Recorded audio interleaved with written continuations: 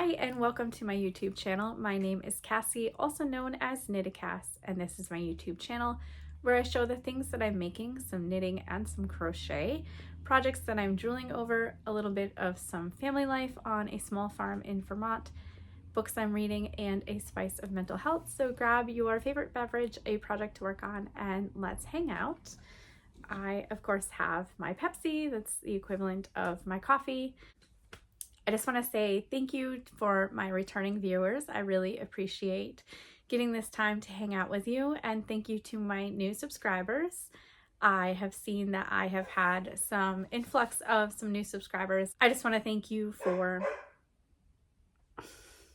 coming and checking me out and subscribing to me. I am trying to get up to 200 subscribers, at which point I will do a giveaway. And so if you could do all the things, the like, the share, and subscribe, I would really appreciate it. So first of all, I do have some finished objects. One is pretty exciting. I have jumped on the emotional support chicken bandwagon, and I have finished my chicken. So everyone meet Jennifer Lopez. She has a wonderful profile, but is a little not so great looking in the front view. I had flipped the flaps inside, I had flipped the flaps so that I was sewing on the inside, and I wasn't doing a mattress stitch. I was doing a whip stitch, I think it's called, and I did not line this up very well. So proceeding after realizing that I had messed up my seaming, I started doing mattress stitch while looking on the outside. She is made out of fingering weight yarn. One of my friends has a chicken that was gifted to her in fingering weight, and then she was making one in fingering weight, and I thought that would be a great way to test out this pattern without making it super big. She is a lot bigger than I expected for being fingering weight, and this blue is called Serial Mermaid. It is a blue that I had in scraps from Dragon Horde yarn, and this pink is, I believe, a yarnable color at some point. It's got some stellina in it. It's really, really pretty. So I've made her out of scrap yarn. This is some scrap red that I had left over from who knows when, but I also used it in my Rhinebeck doodle. And then the yellow also is a scrap from I don't know when. Neither have a noted colorway or dye that I remember. I didn't keep any tags. And so the yellow also was in my Rhinebeck doodle cow. So a couple things about this chicken. The pattern is super easy. You make it flat and then you seam things together, which was exciting. My chicken breast, however, usually on the patterns like starts up here. I'm not sure what I did. I don't know if I understuffed her or didn't make the underbelly the way I was supposed to. Not positive, but I still really like her from the side. She does sit nice and flat, and I didn't know what to name my chicken, and so I am part of the Crazy Sock Ladies membership tier 2, which means we get a weekly membership video and we get to be part of an exclusive Facebook group. And on the Facebook group, I had posted that I had jumped on the emotional support chicken bandwagon and I needed a name. And so someone kindly had posted a list in alphabetical order of different punny names that you could use for your chicken. And I settled on Jennifer Aniston because I really love Jennifer Aniston and I thought it would be really cute. So that is my most exciting finished object. My other finished object is less exciting. So this was a washcloth. This is a crochet project, and I had probably knit about this much the last time you had seen it, and I was making it at work during some downtime. So last night I went to a workshop at the school for suicide prevention, and I needed something to do with my hands so that I could absorb the content but not be overwhelmed with the content and be a teary mess. So I brought some crochet with me. I didn't have any knitting that I could take on the go. I'm new to crochet, but I figured I could totally handle a single crochet stitch semi-mindlessly. And so I brought the yellow yarn that I was working with, and I knew I wouldn't have enough to finish a washcloth. So I also brought red yarn, and my plan was to make a washcloth that had yellow and red yarn. So when I got home, or when I finished the workshop, I think it was to about here. No, somewhere close to the top, because I did a couple more rows when I came home. So somewhere close to the top, and I realized I could make it into one of those towels that you throw over your stove. So my math was not very good because I'm new to crochet. So it's not quite centered, but if you don't really pay attention to that, it works quite well. So I've got the little part that goes over your stove. Which was the right side? This is the right side. So it'll go like this. And I didn't make a hole for a button on here.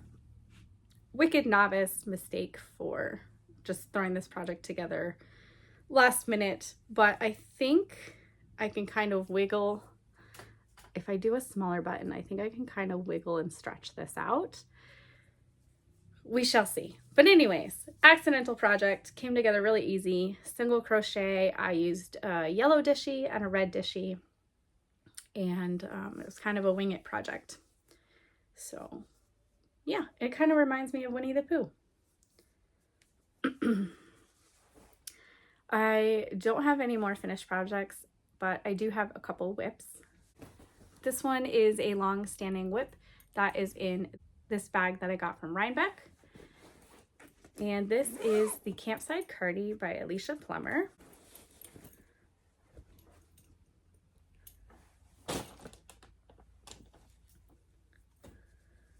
So last time you had seen this, I had just finished the sleeve.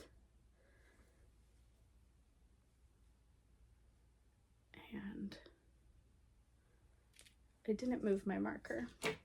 So I just finished the sleeve. And so I have just recently picked up the second sleeve and working on some decrease rounds. I'm using the new mohair, which you can kind of see, but one of my friends did say that it wasn't as noticeable as I thought it was. So I'm going to proceed with this. And I'm going to, while I'm thinking of it, so it's kind of like this so far. So I've got a little ways to go. And I'm going to, while I'm thinking of it, put my Chili stitch marker. Let's see if I can get it to focus. This is a stitch marker by Simply Serving, and it's a bowl of chili, and you can see that it has some cornbread and some red onions and some cheese, and it even has like what looks like the details of a bowl. So it's one of my favorites. And I'm going to put it right where I am so that the next time I podcast, we can see how much progress I have made. So this is the Campside Cardigan. It is supposed to look like embers of a fire, and it'll be a really nice, cozy cardigan to just throw on when the nights are getting a little bit cooler, but the days are a little bit warmer, so it won't get too cold at night, and just hanging out at a fire or even just inside being all nice and cozy. I'm really excited that I'm this close to finishing it just before the season where I want to use it. I was hoping that it would be done last season, but I've just really dragged my feet on this project.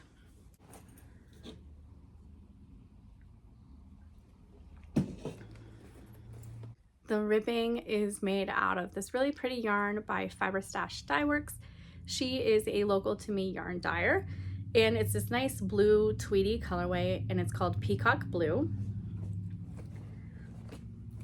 And then this really cute kind of teal colorway with pops of green. This is called Pennies from Heaven by Little Fox. And this mohair, it is Drops Kids Silk, and the colorway is 39. I also have in this really cute bag by Mid Mitten Designs my sock design, which is Crognadoon. Not sure if I'm pronouncing it correct, and it is the stone circle that is in Scotland and is publicized or well known for its reference in the Outlander series. And so I have a hoe. So one sock is finished. It's got this really cute cable work. And I am just past the heel on, on the second sock. And this is in the Frosty Fox colorway, and it was I think it was December 2023 from a Yarnable subscription from Hypnotic Yarn. This pattern will be released, fingers crossed, on Tuesday, April 16th. I am hoping this podcast is up by then. I am pretty slow at editing the podcast. And of course, just before I release it, there'll be a coupon code. So stay posted. Follow me on Instagram. My Instagram handle is KnittaCass16, and you will see when I post the pattern release and the coupon code. And my last whip is in this really great giant bag from Rhinebeck I got a couple years ago. And it is my crochet blanket. It is the Cozy Stripe Blanket by Attic24. And I'm making it out of these giant mandala balls. It is called Groot. Oh, that's fun. I forgot the colorway. So the colorway is called Groot. And it's got these really nice colors here. They kind of remind me of fall.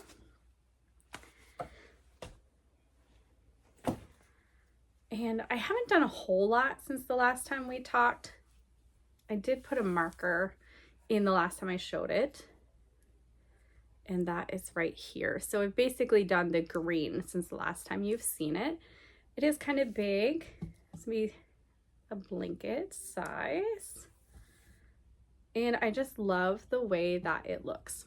And I had just finished the first cake. And so I have this little tail here, and I will be joining with the second cake. In the last 24 hours, I have been really addicted to doing this, and I have noticed that I'm a little bit faster at it. I still can't watch something that I have to really, really focus on, but I can watch something where I can more than listen. So I don't just need something that I've watched a million times. I can put on something that's new and crochet and look up and then look down every so often, which is pretty exciting. So I'm hoping to do a lot more work on this blanket. And I should move that progress keeper so I can show you how much progress the next time we chat. This is originally a stitch marker, and it's a little kind of love note. It's an envelope with some hearts. It was from the Corner of Craft. I did her Stitch Marker of the Month Club a couple years ago, and this was February, but I threw on one of the light bulb stitch markers to turn it into a progress keeper. And I'm making it out of a 4mm hook. I have no idea what letter that is, and I'm really loving this like rubber softness. I have some crochet hooks from Boy, I think it is, like Boye, and they're just the aluminum ones, and they're not nearly as comfortable to work with. So next I have my SCOs, or the should have cast on already projects. Sorry if it's shaking a little bit. My cat Shadow is rubbing against the bottom of the light and tripod that I'm using. So the should have cast on already. I want to cast on the April washcloth. Today is Friday, April 11th. The April washcloth that I'm referring to is a washcloth of the month that you get if you subscribe to the newsletter for the kitchen sink shop. And so on the first of every month, she will send you an email and it will have a pattern for the month. I have no idea what the pattern for April is. I can't find the email. Sometimes my emails get lost. So I'm going to try to find it today. And if I can't find it today, I'll reach out to my friend Sarah and see if she has got the email and if she can snap me a photo of the pattern, which is okay. It's a free pattern, so it's not taking any rights away from Garlene. I have a goal of knitting 12 washcloths a year. This is the third year that I've had that goal. Last year I did actually achieve it, and if I keep up with the washcloth a month, I will achieve it again this year. My friend Sarah is trying to hold me accountable, and we are both making the washcloths of the month together. I also want to cast on some sort of amigurumi project. That is the whole reason why I'm learning crochet. Also for blankets, because knitting a blanket is crazy. But I really want to cast on an amigurumi project. I want it to be somewhat simple.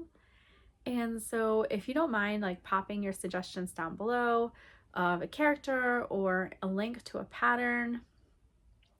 It doesn't have to be a character, it can be like an animal or something. So if you want to pop your suggestions down below of like what type of animal or character or project that is amigurumi related that you think a beginner crocheter could handle, I would greatly appreciate it. Projects I'm drooling over. I'm drooling over the V back tee. I'll put the name of the designer down below. Also the summer court tank, which is in reference to the series of A Court of Thorns and Roses. And so that is by Dragon Horde Designs. And the Farm Doodle Cowl, that is not published yet. It is by Pacific Knit Co., the same designer for the Rhinebeck doodle that I am making. And she's got some preview photos, and there's like a barn and, you know, barn animals. I can't think of like anything else, but super cute. I saw the pictures. I missed the testing call, which is kind of a bummer. And so when it's released, I'm certainly going to buy it and knit it right up. I apologize if there's a lot of yawning in this episode. It has been raining pretty much all week, and it's like gray, and I'm just so tired. It's just making me really sleepy.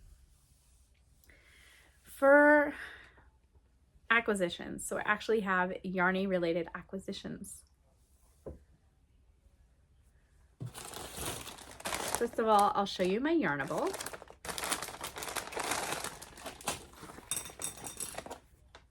So I'll show you the yarn first. It's a really nice subtle yarn. It's like an off-white color with some really fun speckles in it. It is called Life is Short, Eat the Donut. It is the colorway for April. It's on their plush sock base, which is 8515 Superwash Merino.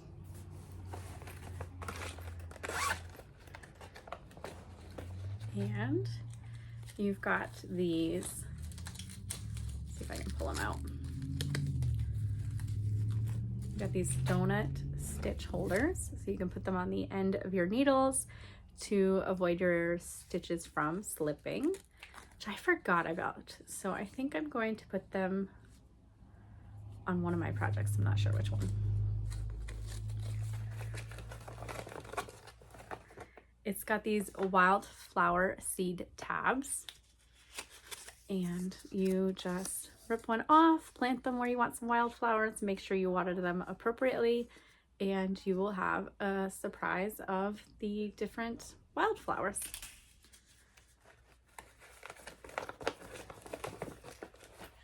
Oops. It also came with this mini puzzle of donuts. They did a mini puzzle a little while ago, and I absolutely loved it. It was super, super fun. The pieces are so tiny. So a rainy day is a good day for a puzzle. Maybe I will work on that this afternoon. I'm going to leave it out so I remember I have it.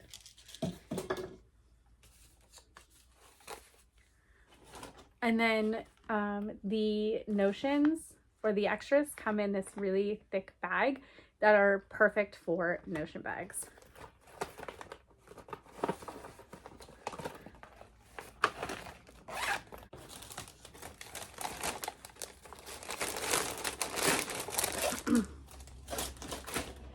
I also got this Swift.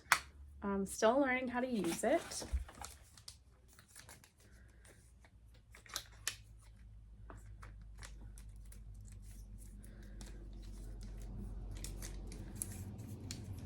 So I haven't used it yet.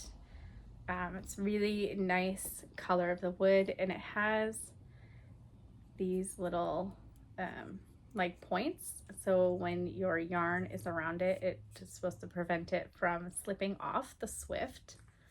So there's that. And it came as a set.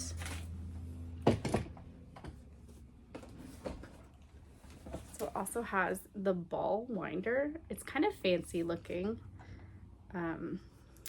It's really got a really tight rubber band, so it's a little snug getting it going, and then once you get it going, it goes pretty well. I haven't quite used it, but I've, you know, played with spinning on it. The only bad thing is, I don't know if you can notice, I'll show you all the way around it, is that it has an anchor to go on your surface, but it has no hole to put the anchor in. So my husband's gonna fix that. It was pretty decently priced, so I think it's good quality, even though it seems a little cheaply made. But I will let you know in the future how it works. I also have some stitch markers coming from Suka Miniatures. They are Easter themed. I haven't got them yet. A little bit of a bummer, but I should have ordered them earlier. They'll still be fun to use. I should have ordered them earlier because I think she makes them to order. So I think once you order, then she makes them.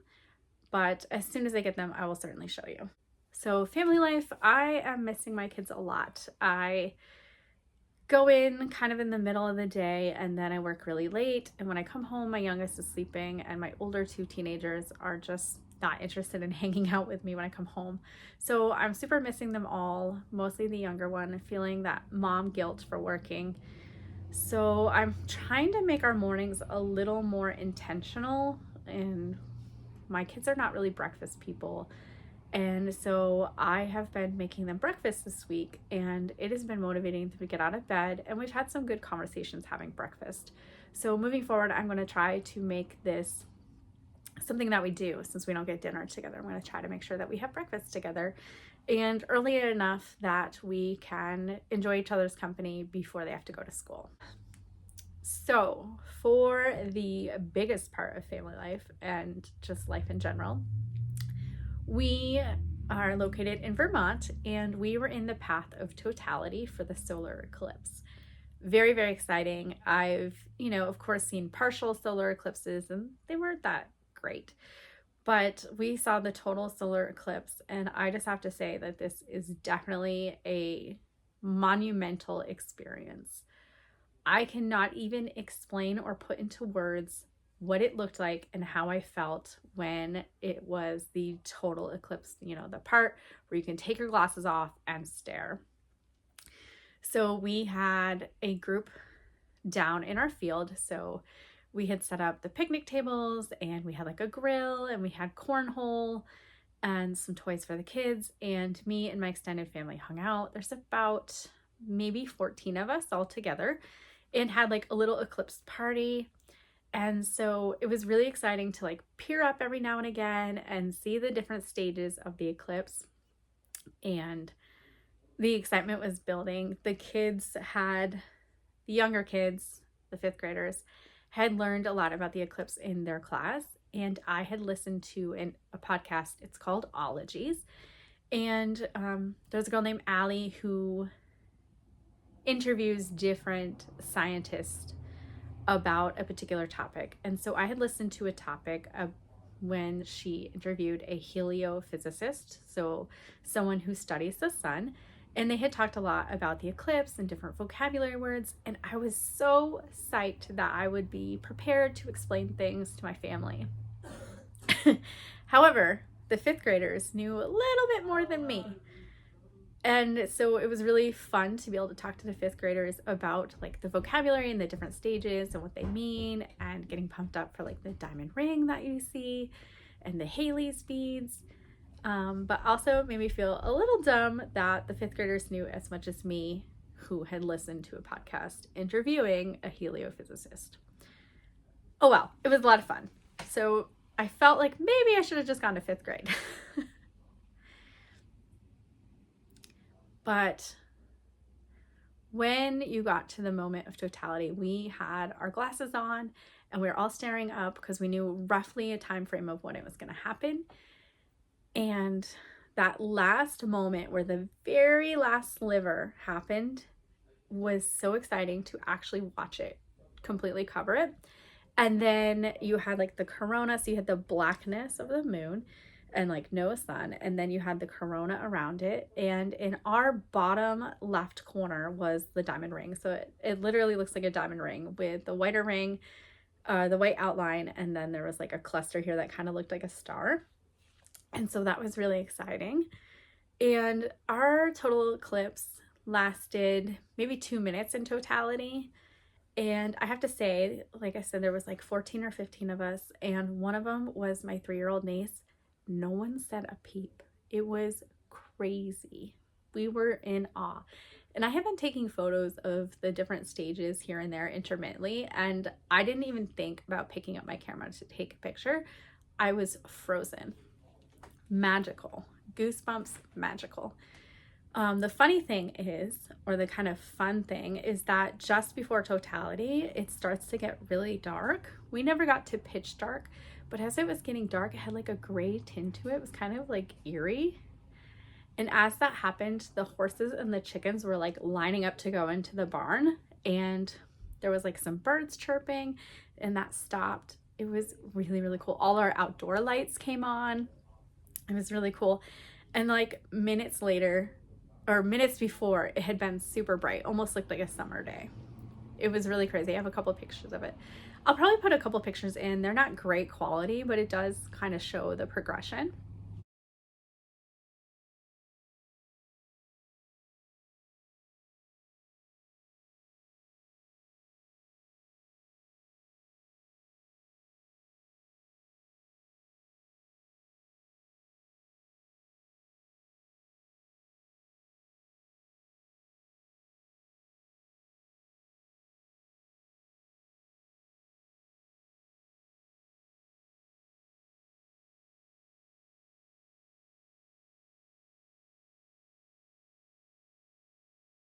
Yeah, it was just really exciting to be part of that moment and to share that moment with my family. That's probably the most exciting thing. No, it's definitely the most exciting thing that's happened to me like ever, except for the birth of my kiddos. But besides that, this is like the best experience I've ever had. Farm life, all the sheep are gone, but we still have 2 minis, 3 retired workhorses, 6 chickens, and 4 bunnies. And so the farm life is still happening. I'm not as much a part of it anymore since none of the animals are directly mine, but it's still nice to live on a small farm in Vermont. Yeah, I think that's just about it. So we'll get to my favorite part of my podcast. I am a big advocate for mental health and ending the stigma and encouraging conversation around mental health. In case you don't know or you're new here, I have bipolar 2, and navigating life with bipolar is really difficult, but using some different strategies and management and reassurance that, things are going to be okay. There's ways I can take care of it. There's ways I can function, and acknowledging that there's going to be times where I am struggling and times where I'm in crisis, and I'm not alone. There's other people like this as well, with a variety of conditions, and people just don't talk about it because they feel judged. In fact, there has been experiences where I've opened up and instantly been judged, and I try not to take that personally because it's just the way our society is. So I am a big advocate in reminding my viewers to take care of themselves, and in general in my life, having conversations about mental health without stigma. The more that we talk about it and the less stigma there is, the more people are going to reach out for help and have a better quality of life. So today, for my mental health segment, I had read a post on Facebook that someone had posted. I think it was from like Tiny Buddha or something, which has a lot of posts about mental health and quotes and ways to take care of yourself. And so this particular one was mentioning that butterflies don't fly in the rain, and this is because it can damage their wings. And so it was using that analogy to remind us that during times of stress, it's okay and semi-expected to rest, because once the storm settles, we will fly again.